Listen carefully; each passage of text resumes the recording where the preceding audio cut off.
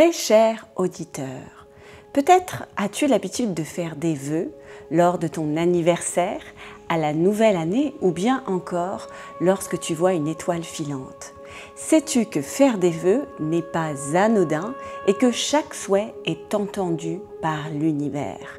Faire un vœu peut se répercuter dans tes vœux futurs et peut-être même as-tu déjà fait des vœux lors de vies antérieures et que ceux-ci se répercutent encore dans ta vie actuelle. Dans cette chronique, je vais te parler de l'impact des vœux réalisés dans tes vies antérieures. Comment se manifestent-ils aujourd'hui? Comment ils peuvent te bloquer dans ta vie et engendrer des freins puissants pour t'empêcher d'accéder à ce que tu souhaites. Alors installe-toi confortablement, prends un petit thé si tu désires et ensemble partons à la découverte de ces vœux puissants que peut-être tu as posés dans tes vies passées. Bonjour et bienvenue dans les Chroniques d'une médium. Je suis Betty Brochet, médium énergéticienne, ton accompagnatrice du monde invisible.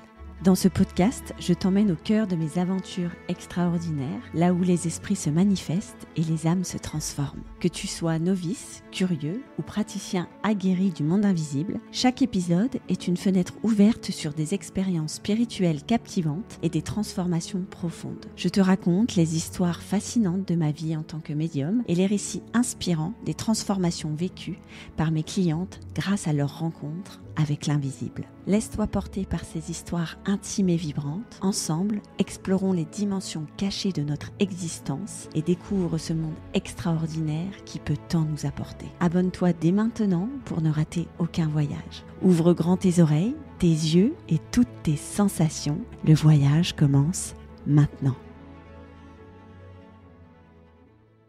Bonjour à toi, bienvenue dans cette chronique. Je suis très heureuse de te retrouver aujourd'hui sur mon canapé.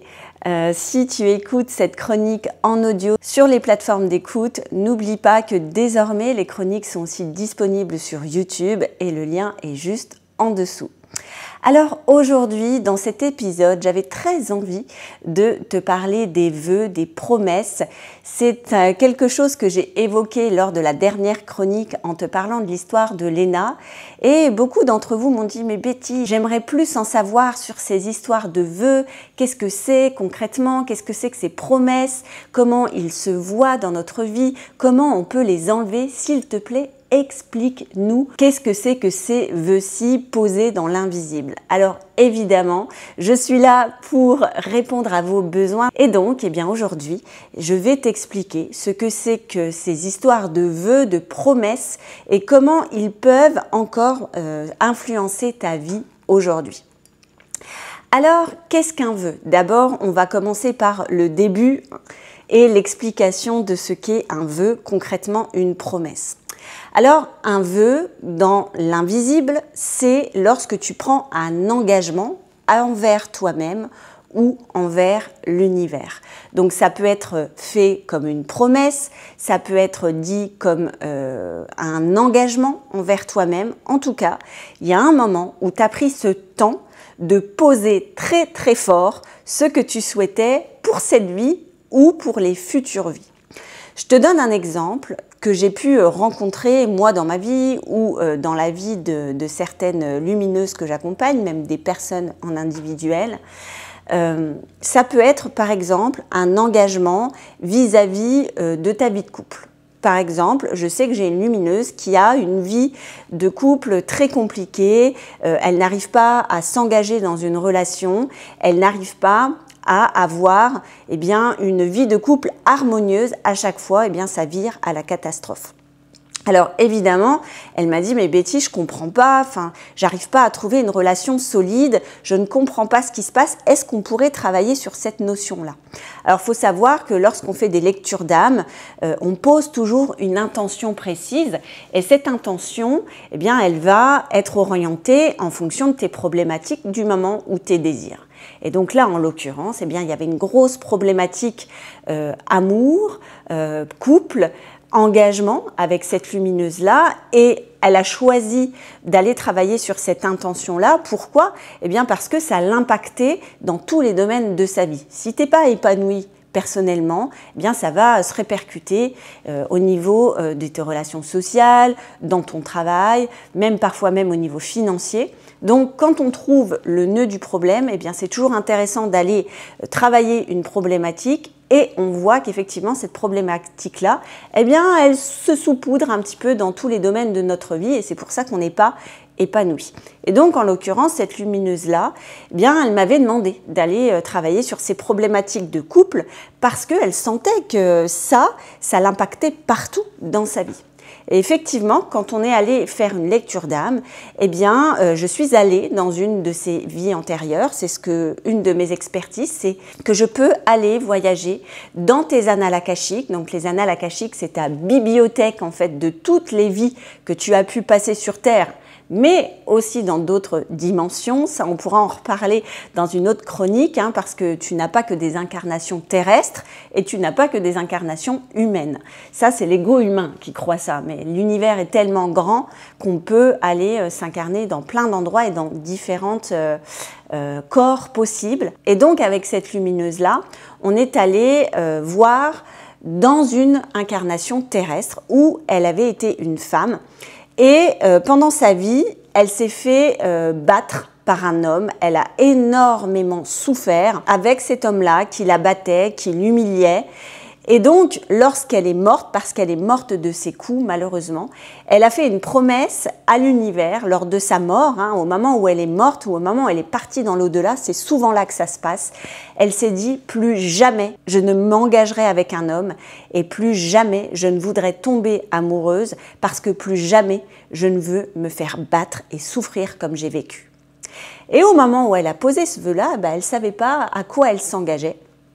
Et donc, eh bien, dans ces incarnations futures, ça s'est entendu. Sache que tout ce que tu poses dans l'univers, tout est entendu. Alors parfois tu reçois, parfois tu ne reçois pas, mais en général, hein, comme dit la Bible, donne et tu recevras. On entend quand même tes paroles et surtout quand c'est vraiment posé avec une forme de fermeté, avec une forme de conviction. Alors là, quand tu fais ça, tu libères une certaine forme d'énergie et l'univers t'entend.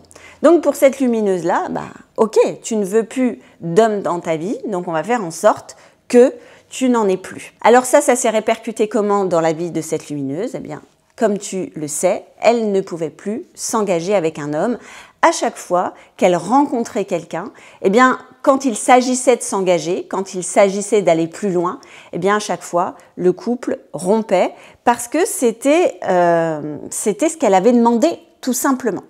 Alors, c'est ça, en fait, un vœu. C'est lorsque tu poses un souhait de manière convaincante, avec la foi et avec une demande très forte auprès de l'univers. Et je te propose de te rappeler, déjà juste dans ta vie, combien de fois tu as fait de souhaits. Peut-être que tu ne te rappelles pas des souhaits que tu as faits, mais je suis sûre qu'il y en a certains que tu te rappelles. Et je peux te dire que si tu l'as fait avec une forme de foi et de conviction, très certainement, ceux-ci ont été entendus. Alors, évidemment, je ne suis pas là pour te faire peur, ou là tu dis non mais Betty, j'ai fait plein de vœux, ça veut dire que je vais vivre le malheur dans toutes mes vies futures. Non, je te rassure. Déjà, un vœu, eh bien, n'est pas toujours entendu, comme je te le disais tout à l'heure, et tout est transformable. Et rappelle-toi que c'est l'univers en fait qui va prendre en considération ce que tu poses et t'envoie ce qui est juste pour toi. Petit rappel, hein, quand tu viens t'incarner sur Terre, tu viens avec une certaine mission.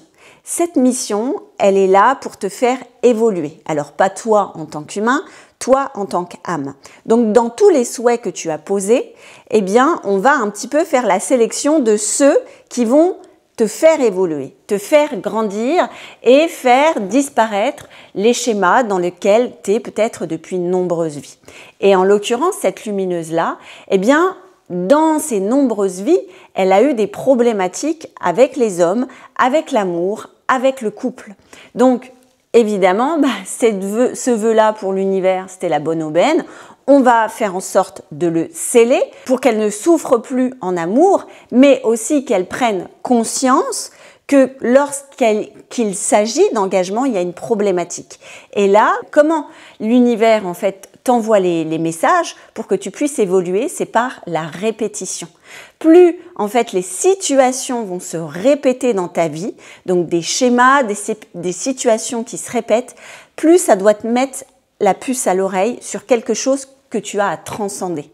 Donc là, je t'invite vraiment à te poser la question, juste là, prends ce temps pour te dire, ok, qu'est-ce qui se répète dans ma vie? Quels sont les schémas qui reviennent toujours et où tu dis, punaise, mais ça, je pensais l'avoir éliminé de ma vie, ou ça, je pensais l'avoir travaillé et ça revient encore. Là, je peux t'assurer que si tu as une forme de répétition comme ça, c'est qu'il y a fort à parier, il y a quelque chose à transcender derrière ça. Il y a quelque chose qui va t'amener une forme d'évolution. Alors, je t'invite, même si tu veux là faire une petite pause sur l'audio ou sur la vidéo, de te dire, ok, je prends un temps, je ferme les yeux et je vois quelles sont les choses qui se répètent dans ma vie.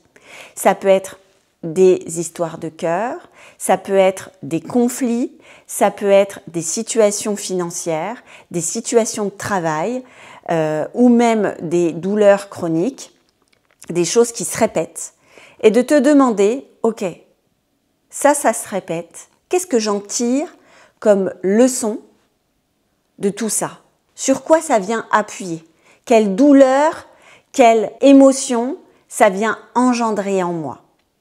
Et cette douleur, cette émotion, qu'est-ce que ça vient dire de moi?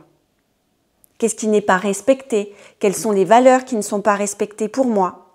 De quoi j'ai peur? Qu'est-ce qui m'inquiète? Et tout ça, en fait, va te permettre d'évoluer. Parce que pour évoluer, eh bien, j'ai une bonne nouvelle ou une mauvaise, prends ça comme tu veux. Il y a un moment donné, comme je dis à mes lumineuses, il va falloir aller remuer le caca. C'est pas toujours agréable d'aller remuer ça, mais ça fait partie du process d'évolution. Plus tu vas faire l'autruche sur ce qui te fait mal, ce que tu n'as pas envie de voir, eh bien, plus l'univers va t'envoyer ces situations désagréables qui se répètent. Alors aujourd'hui, si tu as des situations qui sont désagréables, qui se répètent, si tu as tendance à les fuir ou si tu as tendance à faire l'autruche, bah c'est le moment d'aller voir ce qui se passe à l'intérieur. Peut-être que ça ne sera pas agréable au début, mais ça c'est ce que ton cerveau te fait croire pour pas que tu y ailles. Mais peut-être que ça sera agréable, t'en sais rien en fait. Tant que tu ne vas pas aller voir ce qui s'y passe, tu ne peux pas savoir comment émotionnellement tu vas réagir. Ton cerveau, il te fait une multitude de scénarios possibles et notamment des scénarios négatifs pour te protéger. Parce qu'il est juste en train de te dire « Ouh là là, si tu vas là, tu risques gros. Et moi, je veux te protéger, je veux juste que ça soit bien. Donc si tu vas dans une situation qui te fait mal, logiquement, ça devrait te faire mal. » Mais ça, c'est une anticipation négative. Qu'est-ce que tu en sais que tu vas réagir mal ou que ça va te faire mal d'aller dans cette situation? T'en sais rien en fait. Tant que tu la vis pas, tu peux pas savoir. Donc moi, je t'invite vraiment à aller mettre en lumière ce schéma-là qui te fait mal, ce schéma qui te blesse, cette situation que tu en as marre qu'elle se répète dans ta vie et d'aller plonger à l'intérieur pour aller une bonne fois pour toutes la visiter et faire en sorte de pouvoir éclairer cette situation et de pouvoir t'en débarrasser définitivement. Alors, pour revenir à cette notion de vœu, il faut savoir quand tu fais un vœu d'âme, donc je répète, ce vœu d'âme, c'est vraiment un vœu qui est réalisé d'une certaine manière, avec une forme de conviction, avec une forme de foi, et c'est vraiment tellement puissant quand c'est posé que là, c'est entendu par l'univers et ça peut être répété dans tes vies futures. Ce vœu d'âme, lorsque tu le fais, il va se poser dans le corps à partir, on va dire plutôt, du corps causal. Ce corps causal, c'est dans tes corps énergétiques, tu as différentes couches de corps et c'est un corps qui est vraiment relié à tes incarnations. Les corps qui sont en dessous, les corps mental, émotionnel, le corps tellurique, ce sont des corps qui sont plutôt reliés à ton incarnation-ci. Lorsque tu poses un vœu d'âme, ça vient tout de suite se greffer dans le corps causal et peut-être même au-dessus. Donc, il y a fort à parier qu'il va être répété et entendu dans l'univers et que tu vas revenir avec dans tes futures incarnations. Donc, ce vœu-là, comme je te le disais, il est posé avec une certaine forme de conviction et d'intention. Pour te clarifier ce qu'est cette notion de vœu et de promesse d'âme, je te propose de te donner quelques exemples comme ça pour justement peut-être que tu puisses reconnaître une situation qui est dans ta vie ou alors des situations que tu peux voir peut-être chez tes amis ou les personnes que tu accompagnes si tu es dans le bien-être et la thérapie. Alors, il peut y avoir des vœux de chasteté, par exemple, surtout posés pour une femme. Donc, tu sais qu'à l'époque, les femmes ont été maltraitées. Alors, je te dis à l'époque, mais malheureusement encore aujourd'hui. En tout cas, les femmes, dans l'histoire de la femme, ont été beaucoup abusées. Et on peut poser effectivement un vœu de chasteté, c'est-à-dire que la femme a tellement souffert d'avoir été violée, abusée, que lorsqu'elle part dans l'au-delà, elle dit « moi je ne veux plus jamais connaître ça et être la proie pour un homme ». Donc, on a des femmes qui peuvent se retrouver dans des incarnations célibataires, qui n'ont pas envie d'être avec des hommes, qui n'ont pas cette appétence sexuelle, ce qu'on appelle la sexualité en fait. On n'a pas envie de ça, tout simplement parce qu'on a posé ce vœu-là de chasteté. Si tu te reconnais et que tu aimerais que ça change, sache que ça peut être un vœu qui est à l'origine dans une vie antérieure. Alors, il peut y avoir aussi les vœux de pauvreté. Si tu t'es retrouvé dans une situation, dans une vie antérieure, où tu as promis que plus jamais tu ne veux dépendre de l'argent ou que l'argent se contraigne dans ta vie. Il y a des vies antérieures que j'ai pu visiter où des gens ou des personnes avaient eu dans leur vie antérieure des vies de faste avec beaucoup d'abondance et donc que cette abondance a créé dans leur vie beaucoup de souffrance. Et quand l'âme est partie, elle a posé dans l'univers le fait qu'elle ne veuille plus d'abondance et donc elle fait un vœu de pauvreté. Comment ça se manifeste dans ta vie actuelle? Par des blocages financiers et aussi par le fait que tu as beau mettre en place des choses vraiment dans la matière, en passant à l'action, tu ne reçois jamais l'abondance financière en retour.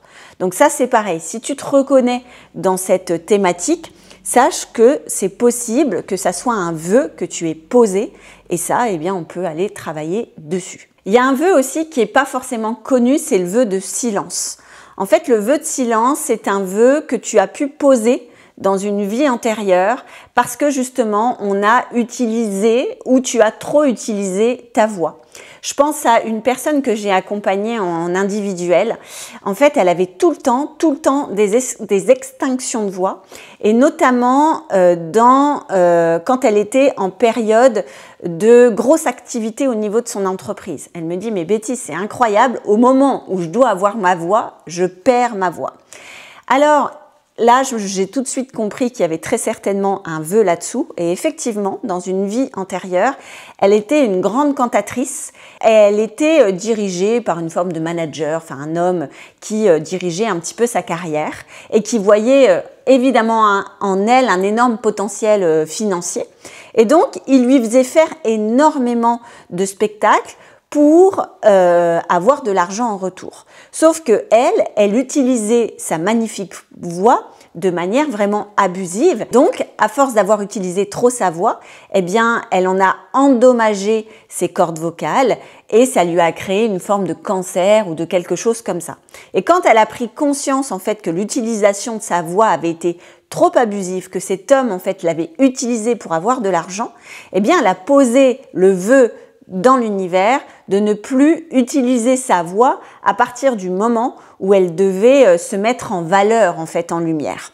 Alors bingo, on était pile sur la situation de cette cliente-là. À chaque fois qu'elle se mettait en lumière et en valeur, sa voix se coupait. Et donc on a travaillé sur ce vœu-là et depuis, ça va beaucoup mieux. Alors déjà, elle a pris conscience que sa voix devait être travaillée en amont parce que ça faisait partie de ses fragilités.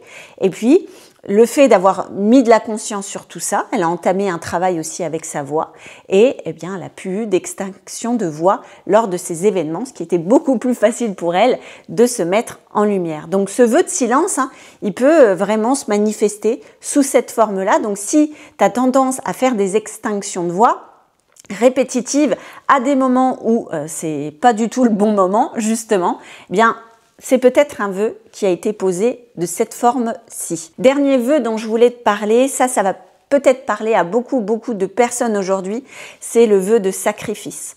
En fait, ce vœu de sacrifice, il peut être posé justement quand tu as vécu aussi dans l'abondance et que cette abondance t'a justement conduit à ta perte. Je pense à ces vœux de personnes qui ont été dans des vies antérieures, des nobles, qui ont été des seigneurs et qui ont vécu dans du faste et que ce faste les a menés à leur perte. Et donc c'est un peu similaire au vœu de pauvreté, sauf que là c'est plutôt un vœu lié au succès. Si son succès l'a causé à sa perte, il va être plutôt dans un vœu de sacrifice. Ce vœu de sacrifice, c'est quoi? Eh bien, je ne veux plus jamais être mise en lumière, je ne veux plus jamais avoir de la réussite et je veux être plutôt à l'inverse dans une forme de sacrifice et de subir. Donc la facilité, je l'oublie dans ma vie parce que quand j'ai du succès et justement une forme d'aisance dans tout ce que je fais, ça me cause à ma perte, donc je vais être dans le sacrifice pour me sentir mieux. Donc si aujourd'hui tu as l'impression de souffrir en permanence, que tout est difficile, tout est compliqué, eh bien, je vais t'annoncer une bonne nouvelle. Peut-être que dans des vies antérieures, tu vivais dans le faste et qu'aujourd'hui, tu as voulu prendre la polarité inverse pour justement ne plus revivre ça.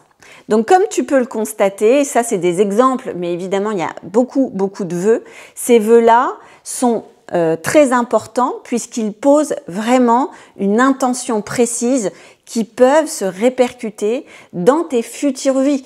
Et si aujourd'hui, dans cette vie-ci, tu n'en prends pas conscience, par ces schémas justement destructeurs qui se répètent dans ta vie, je peux facilement t'assurer qu'ils vont se répéter dans d'autres vies. Parce que très souvent, quand je vois des vœux, des promesses qui ont été posées dans les corps énergétiques de la personne, régulièrement, c'est des vœux qui ne datent pas d'hier et qui ont déjà été vécus par la personne, mais elle n'a pas su les détecter ou elle n'a pas su les enlever.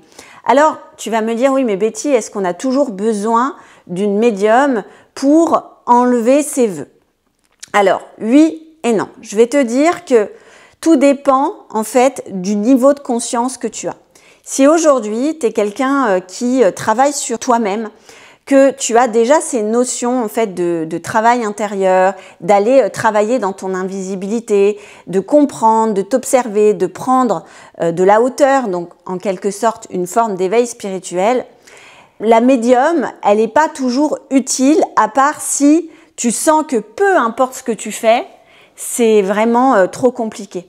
L'épisode que je t'ai fait il y a 2 semaines en arrière sur Igor, c'était une personne qui avait un certain éveil spirituel, mais en fait, il voyait que ça se répétait et que lui, il n'avait pas la main dessus. Donc, c'est pour ça qu'il a fait appel à moi. Maintenant, la plupart des vœux ne sont pas scellés au point de faire appel à une médium, mais par contre, il va falloir que tu fasses un travail intérieur profond. Ce travail intérieur, ça va être d'abord de l'ordre de l'observation de toi-même, comme je t'ai invité à faire de tout à l'heure. C'est qu'est-ce qui se répète dans ma vie et qui m'impacte négativement? Dans quoi je retombe automatiquement et qui me fait du mal et qui me cause du tort? Ça, c'est d'abord le premier travail à faire. Une fois que tu as détecté ça, alors peut-être que tu vas en détecter plusieurs, t'inquiète pas, tu as encore toute la fin de ta vie pour aller enlever tous ces schémas et tous ces vœux, pas de problème, une chose après l'autre. Alors, effectivement, tu les prends en considération, tu peux les noter sur une feuille et après, eh bien, tu vas choisir un vœu, peut-être celui qui te fait le plus de mal aujourd'hui, un schéma qui te fait vraiment mal aujourd'hui et tu vas y aller. Comme je t'expliquais tout à l'heure, allez, go, on va plonger à l'intérieur au lieu de fuir ou de faire l'autruche. Quand quand tu es dans cette forme de schéma, je te propose un petit peu d'observer comment tu réagis par rapport à ça. Je te donne un exemple concret dans ma vie.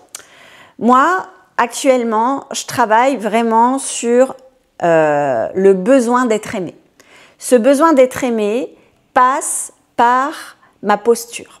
C'est-à-dire que quand une personne de mon entourage, et c'est surtout ça, j'ai travaillé avec, on va dire, mon entourage large, et là maintenant je suis arrivée à mon entourage beaucoup plus proche, donc mon cocon familial, et tu verras que plus ton entourage est proche, plus c'est difficile à travailler, mais c'est normal parce que l'émotionnel rentre en ligne de compte. Donc ce besoin d'être aimé par mon entourage proche fait en sorte que je vais débloquer des schémas destructeurs. Un dernier exemple que je peux te raconter en toute humilité, en toute vulnérabilité, c'est avec mon fils où on a une relation très très fusionnelle avec mon petit dernier. Et quand il y a un conflit avec lui, je vois que c'est très très compliqué. Alors je suis allée dans une vie antérieure, on a de nombreuses vies antérieures en commun, et l'une d'elles, dans cette vie antérieure, en fait, j'avais fait le vœu de ne pas avoir d'enfant et un vœu de sacrifice. Donc, dans une future vie, j'avais été sœur. Cette sœur, tu poses un vœu, quand tu poses le vœu d'être sœur, tu te voues, en fait, tu es dévouée à Dieu et donc tu n'as ni enfant ni mari. Sauf que j'avais une énorme envie d'être mère. Cette énergie maternelle faisait partie de moi, elle a toujours fait partie de moi. J'ai vraiment cette énergie qui fait partie de moi, même encore aujourd'hui.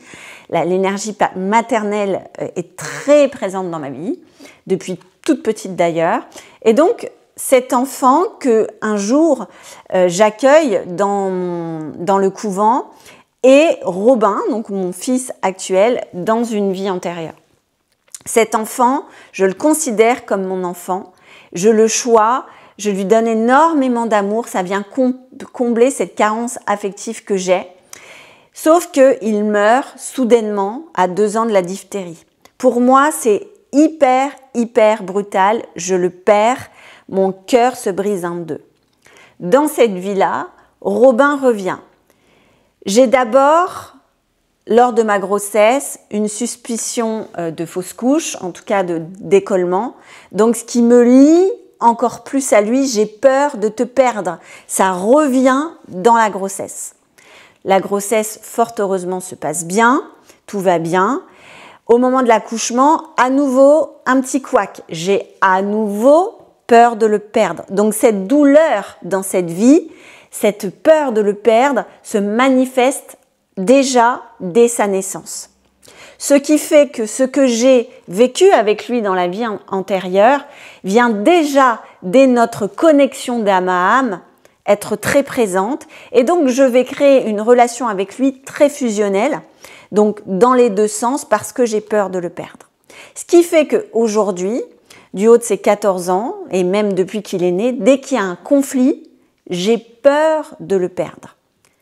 Je suis une personne qui travaille sur elle, qui prend beaucoup de hauteur, mais ça reste mon fils, donc l'émotionnel est là, en jeu. Donc, je construis une relation avec lui aujourd'hui qui fait que s'il y a un conflit, eh bien, je vais essayer d'harmoniser, je vais fuir le conflit, je vais faire l'autruche. Alors aujourd'hui, si tu te reconnais comme ça avec ton adolescent en tant que maman, je sais que c'est compliqué à vivre, surtout que les adolescents, on sait qu'ils trouvent la faille, mais crois-moi, tu n'es certainement pas la seule, tu vois, je fais partie de ces mamans-là, malgré mon éveil spirituel, malgré mon travail personnel. Mais ce qui est le plus important, c'est d'en prendre connaissance. Donc j'en prends connaissance et je me dis, ok Betty, là il y a un truc qui ne va pas dans ta posture. Parce que si tu ne te positionnes pas en tant que mère qui a une forme d'autorité, lui va très certainement chercher tout le temps ses limites. Et soit il va aller les chercher ailleurs, ou ça c'est le meilleur des cas, auprès de son père, ou soit il va profiter de la faille et donc il va mal tourner. Et je sais que tout ce qui se joue aujourd'hui dans la relation avec mon fils, c'est lié à cette histoire de vœux, et que si je veux, justement pour ne pas faire de répétition, c'est enlever ce vœu-là. Et comment je vais pouvoir l'enlever? Eh bien, c'est simplement par mes comportements. En ayant une posture, en lui disant non, en ne faisant pas l'autruche, en ne fuyant pas le conflit et en maintenant la règle et en maintenant les punitions parce qu'il s'est mal comporté. Et c'est ça que je veux te dire, que si aujourd'hui tu as conscience que tu as des schémas qui se répètent, que tu les as posés sur la feuille, c'est ton comportement qui va faire que ce vœu se nettoie, s'enlève de ton corps énergétique. Donc aujourd'hui, je t'invite vraiment à te demander quel comportement fait qu'il y a une faille dans mes relations, dans cette situation, dans ma vie, et qu'est-ce qu'il faut que je change concrètement. Parce que le départ part de toi et de personne d'autre. C'est toi qui vas influer le changement. Personne d'autre. C'est toi qui crée ton avenir. C'est toi qui crée ta vie. Tu es la seule créatrice de ton avenir. Alors voilà, très cher auditeur, très chère auditrice, aujourd'hui, ces vœux ne sont pas une fatalité. Ils sont simplement le signe que tu peux encore grandir et évoluer. Mais rappelle-toi que lorsque tu détectes ça en toi, que tu es la seule ou le seul qui a le pouvoir de tout changer. D'abord en prenant conscience, puis en transformant tes comportements. Je te dis à bientôt pour une prochaine chronique. Et si tu sens qu'il y a des vœux qui sont scellés en toi et que tu ne peux pas les enlever malgré ton travail intérieur, eh bien je t'invite à rejoindre, si tu es une femme, le cercle des lumineuses dans lequel on travaille sur tout ça, ou alors eh bien, à me contacter sur Instagram pour peut-être pouvoir te proposer un de mes accompagnements. À très très bientôt.